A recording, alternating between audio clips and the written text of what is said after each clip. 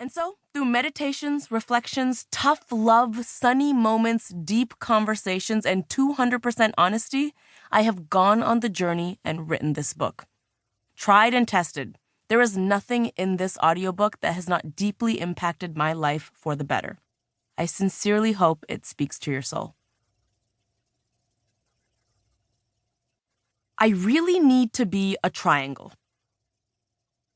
As I sit here and think about how to make life less sucky, I find myself returning to elementary school. Minus not being able to date a Backstreet Boy, things were simpler then.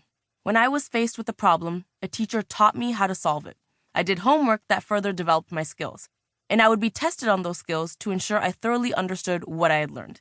And if I continued to struggle, I'd be given extra help. My teachers really wanted me to understand the Pythagorean theorem, and damn it, they made it happen. We made it happen. Now, I know triangles better than I know my best friend's phone number, which I don't know at all, and I'm patiently waiting to apply that valuable knowledge in my real life. Any minute now. Even outside of academics, all of my life I've applied my problem-solving skills to whatever task was in front of me. While shooting late-night television, my crew and I faced unexpected problems every single day. An email titled, "Guest can no longer make it tonight," would cause multiple departments to go into problem-solving beast mode. The talent team would put out calls for last-minute bookings.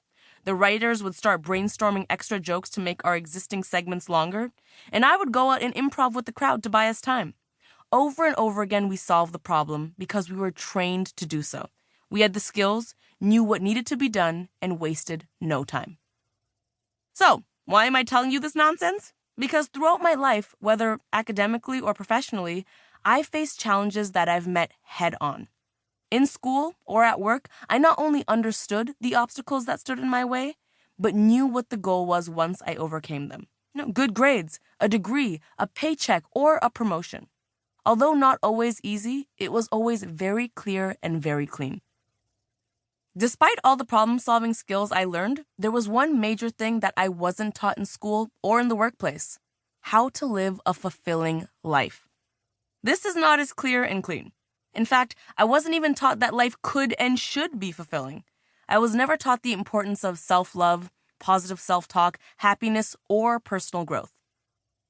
Growth was always measured by a grade or salary, never by an increase in compassion or patience. Not once was I encouraged to have critical conversations about the person I was or the kind of life I desired. I dissected the pain and trauma of countless Shakespearean plays in class, but I never once analyzed my own loss and heartache. And at home, things weren't much different. My family was more concerned with teaching me how to clean my room than with helping me boost my self-esteem. And did an auntie ever compliment my self-awareness like she did my outfit? No way. Why would she? My immigrant family was never afforded those luxuries either. They left behind a familiar life in India and had to learn an entire new way of life in order to survive in Canada. Between working 2 jobs, raising kids, learning a new language and culture, and remembering to drive on the right side of the road, there was little time to focus on what was happening in their mind and heart.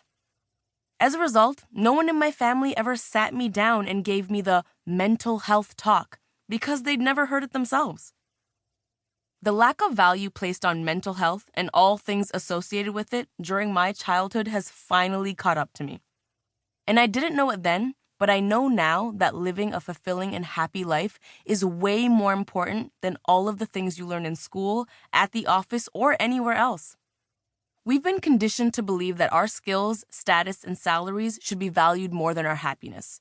Or even worse, we've convinced ourselves that these are the main things that should bring us happiness in the first place. But I don't believe that's true. A lot of times when I talk about living a fulfilling life and prioritizing happiness, I meet resistance, especially from the older generation. Some people, my relatives included, would consider the decision to prioritize happiness a selfish one.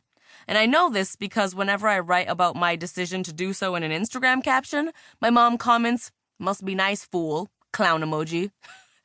I'm kidding. My mom doesn't know how to use the clown emoji, but the rest is true. As mentioned, perhaps my relatives felt like they never had the luxury of focusing on their own desires and happiness.